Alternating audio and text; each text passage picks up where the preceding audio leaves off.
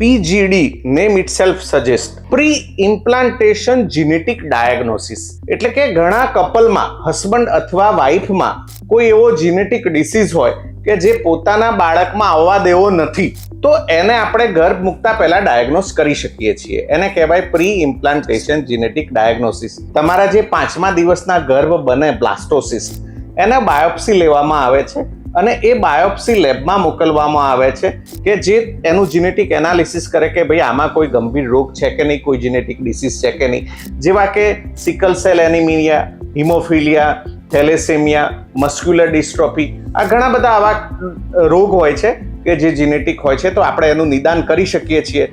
જે એમ્બ્રિયોમાં genetic problem આવે એને આપણે ડિસ્કાર્ડ કરતા હોઈએ છીએ, જે નોર્મલ આવે એને આપણે ટ્રાન્સફર કરતા હોઈએ છીએ, તો એમના બાળકમાં એ ડિસીઝ આવતો નથી. આ એક સાયન્સનો નવી ટેકનિક છે અને એનો એડવાન્ટેજ આપણે લઈ શકીએ છીએ.